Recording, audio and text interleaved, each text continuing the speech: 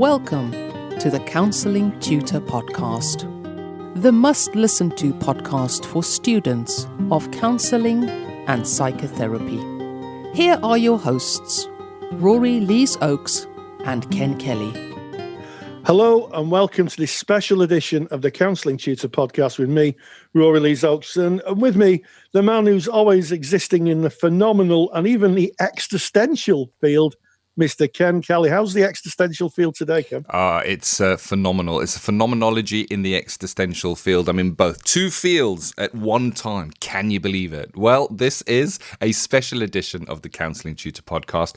So what does special edition mean? Well, it means we put out a weekly podcast during United Kingdom academic term time. But when there's a break in term time and everyone's enjoying a holiday, Rory and I like to delve into a specific subject, maybe get in touch with an expert and bring you a deep dive onto that. And today we're going to be looking at autism. We are, and we're very, very fortunate because someone on our Facebook group put a call out. And if you're wondering what our Facebook group is, if you type in Counselling Tutor into Facebook, you'll see our group. It's a closed group. Knock on the door. We'll let you in. Over 20,000 like-minded people, students of counselling and psychotherapy, qualified colleagues, supervisors, there's some lecturers in there as well, all talking about counselling training, the topics that come up in counselling training. So do join us. And within that group, someone posted about getting an insight on working with someone who has autism. And we're very grateful to Angela Maughan, who agreed to be interviewed. Angela herself has autism, but she's speaking about her experience as a client, some real valuable information in that interview, which will I'm convinced will help anyone who's working with a client who has autism. Of course, everybody's different, but I think the observations in this interview are going to be really, really useful. And I've got a handout, of course, where I'm going to be just highlighting some areas that may be really useful for those who may have a client with autism. Without any further ado, let's get into that deep dive on autism with Angela and Rory after this short message. Take the stress out of your counselling studies and get the support of Rory and I by joining us in the Counselling Study Resource. See how Counselling Study Resource can help you. Visit counsellingtutor.com. That's counsellingtutor.com. So, hello to Angela Maughan. Is that how your name's pronounced? Maughan, is that right? It's Maughan. Maughan, there we go. Yes. It's my flat Manchester vowels, you see. So, first of all, thank you very, very much for agreeing to be interviewed. And I'm sure that the interview is going to be a great benefit for not only the people who listen, counsellors, but also, I think, for those people for those clients of counsellors who may be autistic. Yeah. So I think that leads me to the first question. What is the correct way to address someone with autism? As in what? As in, would you say you're autistic, you have autism? Ah, right. Yes. That's a good question. Every autistic person identifies themselves a little bit different. Some people like to say, I am autistic. Right. Some people might say, I have autism. It's important. I think it would be important when you're working with somebody to identify how they're like it, because it can often end up being a bit of a barrier if you just say, are you autistic? And because they have their own way of, we all do. We like to identify in our own way as an individual. Yes. And it's quite common that people just categorize and things like that. So, but yeah, it is down to the individual. Myself, I am Angela and I have autism, but I do know a lot of other people who just call themselves autistic.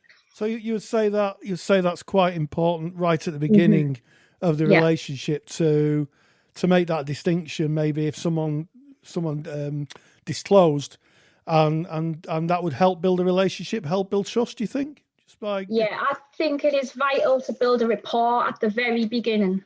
And it's all like everything that they need really, and how they like to be addressed. It's all important to like keep them barriers open so they'll keep on communicating the best they can.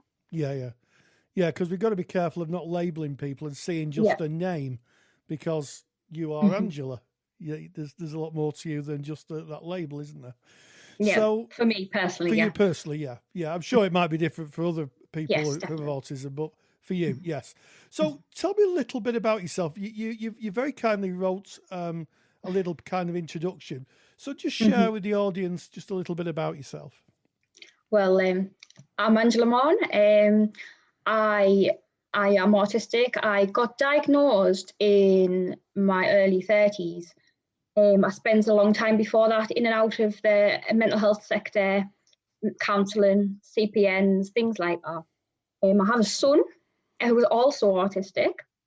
I'm currently currently training to be a counsellor through Time Met at the moment. And my whole aim is to actually become a counsellor for autistic teenagers and adults. I run a support group based in Gateshead for autistic adults to come along. It's about empowering them. It's all peer support, so it's just getting them out in the community or doing little activities, anything to kind of give them a bit of like oomph sort of thing, like, and give them some power back. And I basically, that's about it really. But at the moment, I'm just continuously studying, and I just really want to try and make a difference. So I just thought I'd like contact you to see if you were interested in kind of covering this subject. Yeah, and it was something that's come up in our Facebook group a lot, I have to say. And I'd also say that one of the difficulties that people had was they really had very little understanding. So what we did is I asked people to ask questions in the Facebook group, and then quite simply, I forwarded the questions onto you, and you picked, I think it was 10, wasn't it? Yes. Okay. So the first question is, what do they wish? I'll say, what do you wish that people understood about your condition? That's the first question. It is, first and foremost, it's a neurodevelopmental disorder. This common thing occurs where you hear phrases like, oh, we're all a little bit autistic and things like that. And that is a complete barrier against everyone. It's not the case. It is a developmental disorder, which means our brains are essentially wired differently. And it can be extremely stressful getting through a day. Things that I like to say, I'll say neurotypical people, as like yourselves, consider things as being normal and easy to do, like making a cup of tea and things like that. We would find extremely overwhelming because we're constantly thinking what we have to do this task, and then there's other anxieties around that. And then we also have problems with our executive functioning and our cognitive functioning, and so it can end up making us forget things. We might burn food, we might have accidents. It's a very, very stressful thing to go through every day. And then also there's another thing where, like, I think people sometimes have this misconception that people who are, I don't know how to like word it correctly, but you could say high functioning or Asperger's, whichever diagnosis a person has, suffers less of the symptoms than what someone lower down on the spectrum may. But it's not the case. It's just that we have a whole range of like issues ourselves, but we mask them. We put this face on, we get through the day, we come home, and it's like it breaks you. You shut down. You could have meltdowns, but we tend to keep it behind closed doors, and it's hard. It's hard getting through a day and trying to fit into society.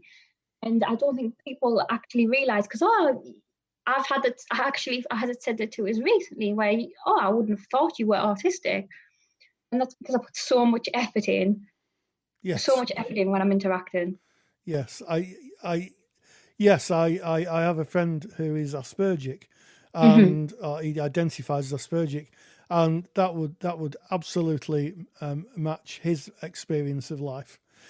Which kind of brings me on to the second question, which is, had you approached a counsellor because of your autism or issues related to symptoms of autism, or was it something completely different? Well, prior to my diagnosis, I was obviously approaching a counsellor because I got batched with loads of different labels. Oh, you're this, you're that, you're bipolar, you're this, and then you take them away from us again and give us a different one, because I never quite fit anything. I almost did, but I didn't.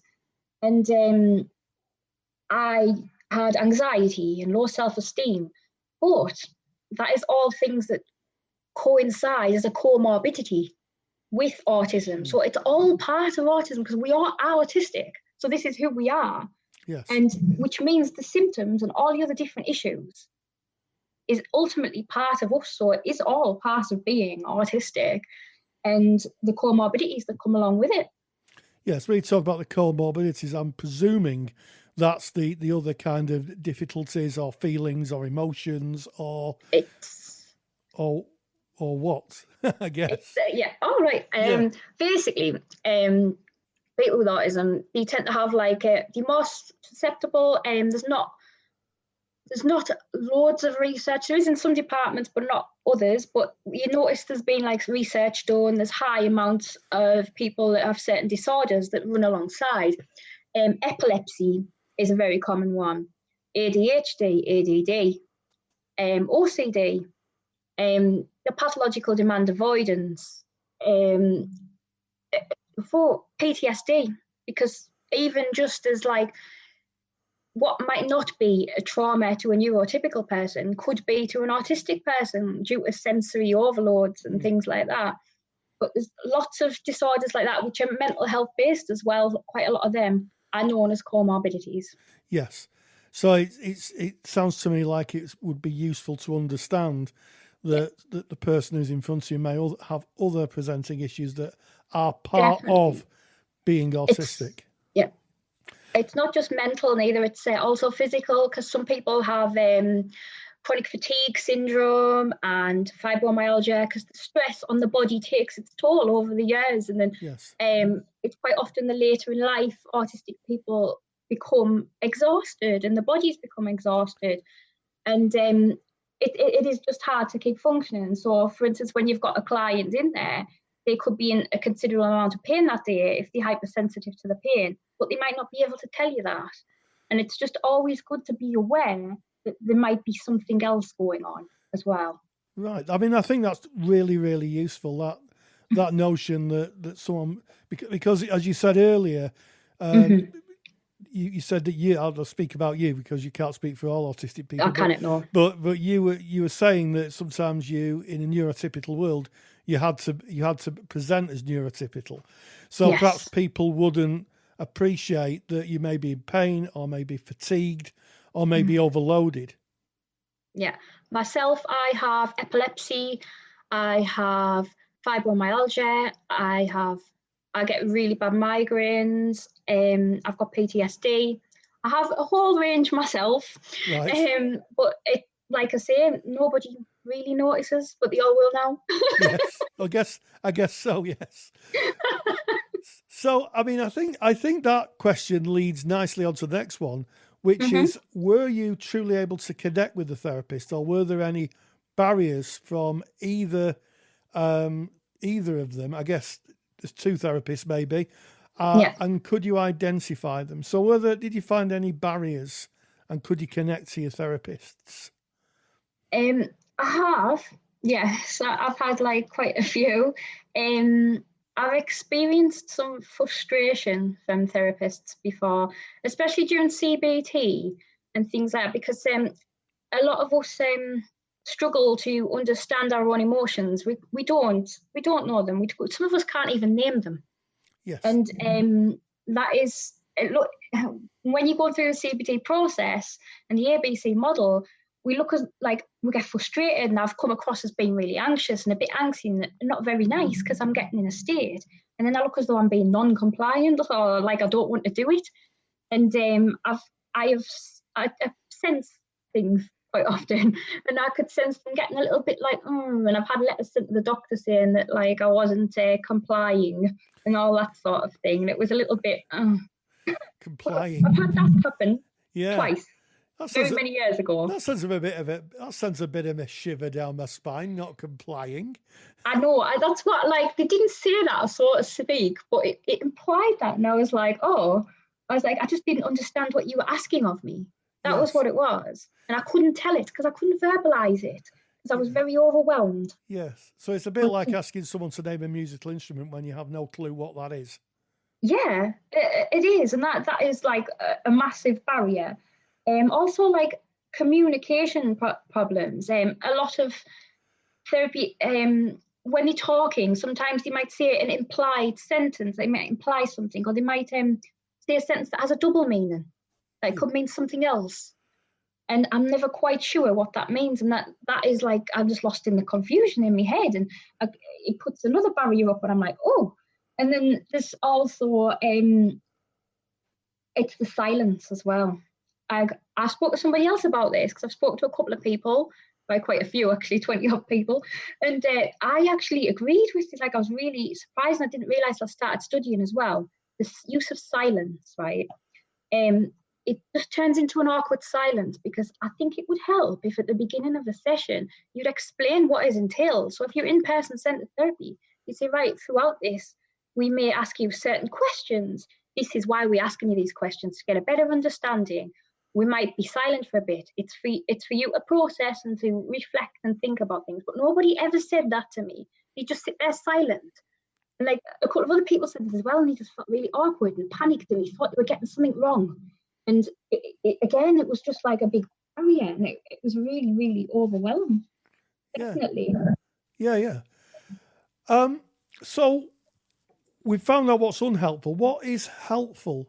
What can a counsellor do that may be helpful? I would say, definitely for me, I couldn't stress enough. The first few sessions, build up a rapport, like get to know about their autism as well, and about how it affects them, what their needs are. So like if it did come to crisis point, what would they want them to do? Like get to know what makes them tick as well, because for instance, they might not be able to communicate verbally very well, but they may be able to draw.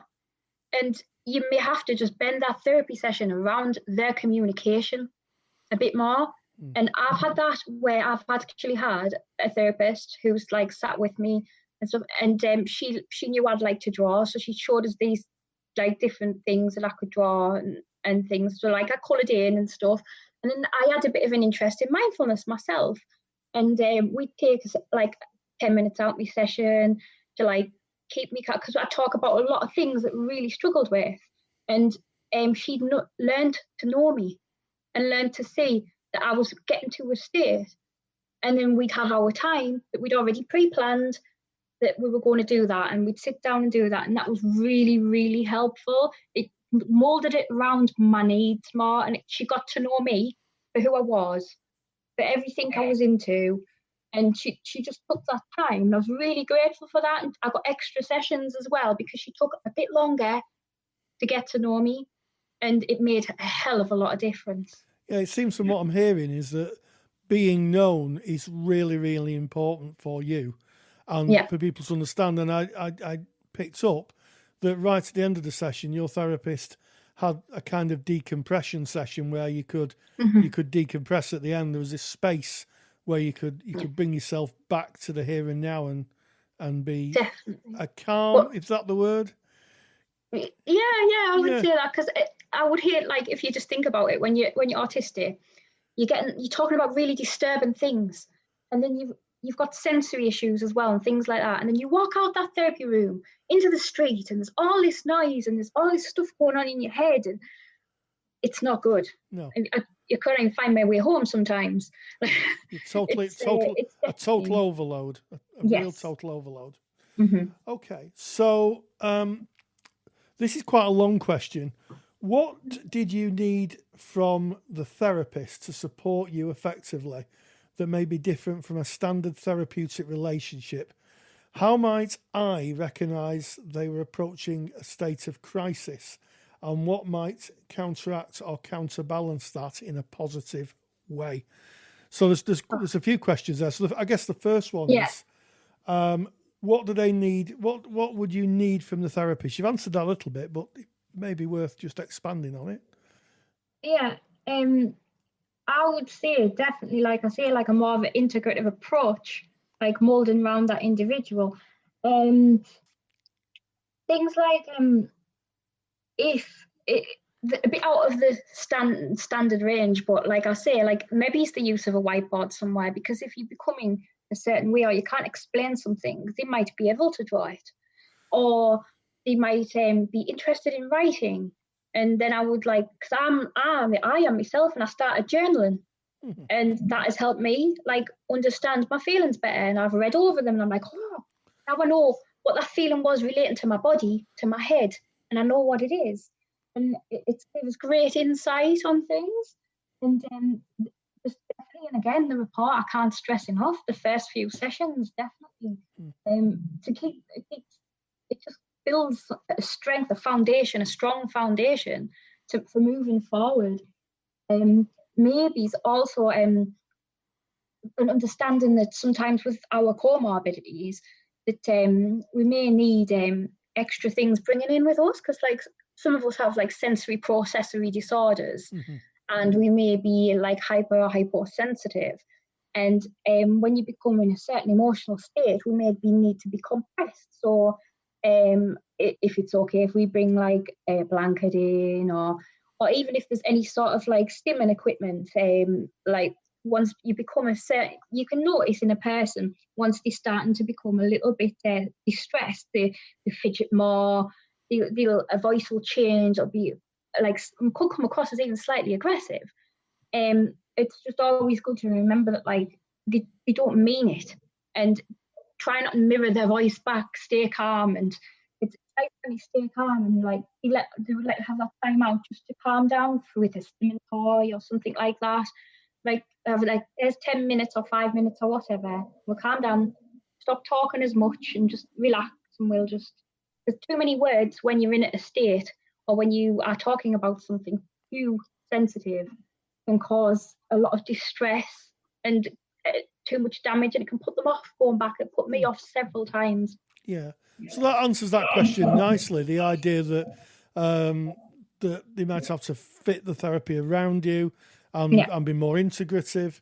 That by maybe fidgeting or stimming, which is the movement of arms, or even appearing aggressive, that could be a state of crisis. And just to give that time out, that space. You mentioned the mindfulness at the beginning that your therapist put in at the end. That may be very useful to counterbalance what's going on for you, or to alleviate. It's definitely something to cover with the individual, because I know some people on the autistic spectrum, it's a bit like Marmite mindfulness for autistic people. They either love it or they hate it, right? I'm personally a lover, but you'll always find something that they love to do to calm down, whether it's playing with some Lego, doing a little puzzle before they leave. Yeah. It would be a brilliant come down if something like that could be put in place, definitely, because I found it extremely helpful to get on with my day without worrying the rest of the day about everything that's been said and all the million things going through my head. Sure. Yeah, so use the puzzle or something that was in your frame of reference that you would find able to reconnect with yourself, I guess, is what you're saying. Yeah. So the next question is, what counselling approach worked best for you? I guess we've answered the other side of it. What did their counsellor do or not do that was helpful to them? But which approach, you talked about CBT and person-centred. Which approach worked for you, do you think? I've had a few. All right. I've had quite a few different approaches. I've even had a touch of DBT through emotional regulation courses. Yes. Now, not one completely worked for me. I always took bits out of each one which had helped me. Right.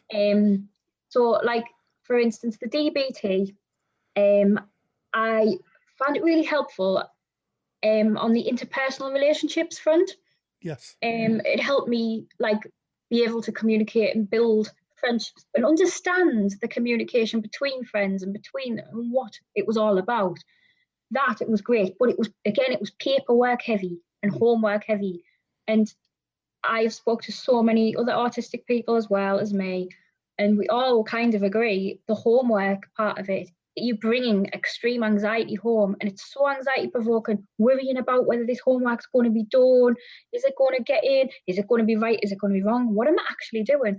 And I like, for me personally, I would love it to just stay in the therapy room, all the thing, but definitely, and person-centered, I do absolutely love it, especially now since I've got more of an understanding through studying it, of course. But it's nice to feel like not judged, because you spend a lot of time autistic people looking at you. You don't get that in that room, and it's important to have a little piece of that in your life at some point, I think, because it's unbelievable. It is really nice to get that feeling. To be accepted as you. I definitely would kind of say one thing though. I think it's like important that like people kind of do try and make that little bit of effort through personal development courses to try and get a little bit of understanding around autism, because at the moment it stands at 1 in 100 people are autistic, so it's quite a large number. Yeah, it's it is. It's if you think of a shopping centre or a college, that's quite a number of people, isn't it? Yeah. The final question is, how many sessions did you have, and how did you find the beginning and the ends of it, and did it become a routine? I've had sessions of 8, 10 and 12 of different sorts of therapies. I've had a couple extended as well.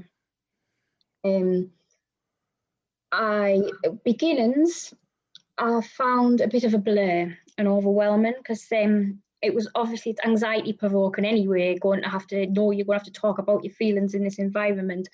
And quite often I got dropped the big bomb of like, so how does that make you feel? And I'm like thinking in my head, I don't even know my own feelings. Like, it's to me that is like a barrier straight away, because nobody tried to get to know me sometimes, and it was just like, I don't know what. So autistic people tend to have scripted responses. I don't know if you're aware of this. Yes. But yeah, I just kind of, I'm fine, I was okay. And yeah, the beginnings quite often was hard, although I did have that one experience with that lady who did take that time out, and it was amazing. The endings thing, it is a bit of a struggle, because you get used to it and it becomes part of your routine and becomes part of your planning. Personally, I like speaking to some others, and myself personally think it would be good to like address it at the very beginning, and then each session just be like, this is our first session out of 8. Next session, this is our second session with 7 more to go, and things like that. Just so there's a bit of a countdown. You can prepare yourself better for the inevitable end of it, and it's not going to be such a like an impact. And you come home and you're like, you just get used to it once you're in there, and then all of a sudden you're gone. And yeah, definitely. Yeah, and there's an ending to this question. Was there anything that a counsellor did in the room setting that made you feel comfortable or uncomfortable? So that's a question, I guess, about the room, the structure of the room, how it was lit, maybe. The rooms, definitely, for me personally, natural lighting in a room, no fluorescent lighting. Obviously, a lot of people have sensory processory disorder who are autistic, and they can find it quite overwhelming. I have epilepsy on top of that, so it's a big no-no for me. I've had a lot of rooms I've gone into have had that, but they don't mind switching the light out. But sometimes I just don't have the confidence to ask, and that's something to be aware of. If you know you get an autistic client, they might not be able to cope with lighting. The seating, I quite often feel vulnerable on a chair. I feel like I'm this person in the middle of a room on my own on this chair. I always found it more comfortable being on a soft seat or a couch. So I could touch it as well. If I'm feeling anxious, I touch the softness on the seat, and it can calm me down. Or there's a cushion that's soft, and related things like that. I've been in one room that actually had a salt lamp in, and I found that quite therapeutic. That was different. Different, yes, I really like that. Uncomfortable. I think for me, if there's busy wallpaper or anything like that, or if there's also a student in, because what happens quite often is I've gone for counselling and I've arrived and they've come out and they went, oh, do you mind if this student sits in? And because I don't want to upset anyone, I say yes, but really I do mind. And if any of that sort of thing was going to take place, it would have to be like, I'd have to be wrote to first and told the date it was going to happen and things like that. Stuff like that is like a big no-no for me personally. It's very anxiety provoking. But a majority of the rooms I have been in have been quite relaxing. Yes. So I think, So you'd have to, anything that's a change, you'd have to be prepared for. Definitely. Change is really, really hard to cope with. Definitely.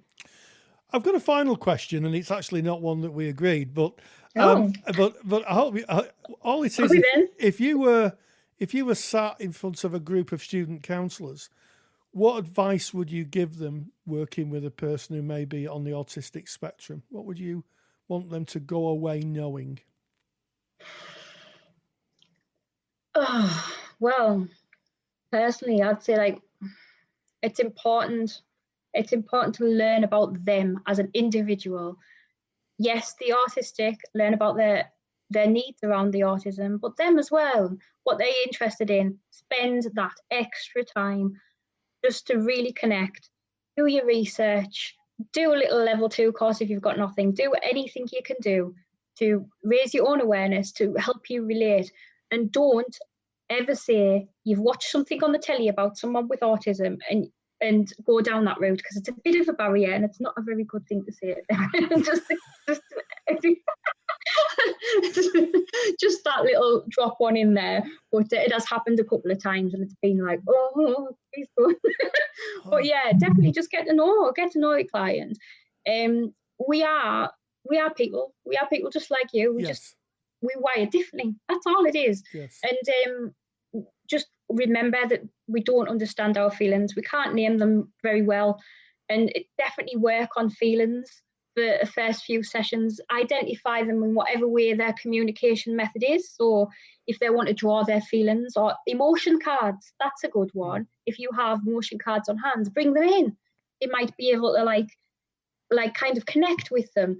Anything like that, because once you've gotten that rapport, you've gotten to help them understand their emotions better, then you can delve in and really connect. Yeah, and for those people who don't know what emotion cards are, they're usually faces, aren't they, on a card? Yeah, you can get all different ones now. Yeah, I have a set here, and it's really useful because some people can say that's me. I don't know I can't give it a name, but that's the face.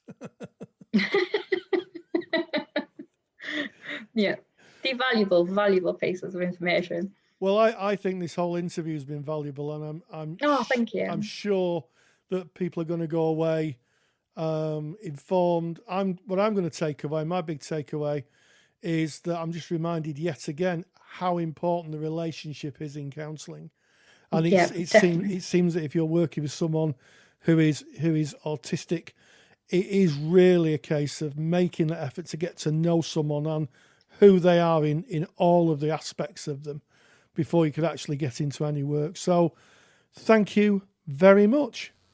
Thank you very much to Angela Maughan, to Rory Lees-Oakes. What an informative dive into the subject of autism. If anything came from that, Rory, it is how diverse we all are as individuals. I know, neurodiversity is a word that's been getting a lot of traction and currency now, certainly in the counselling world.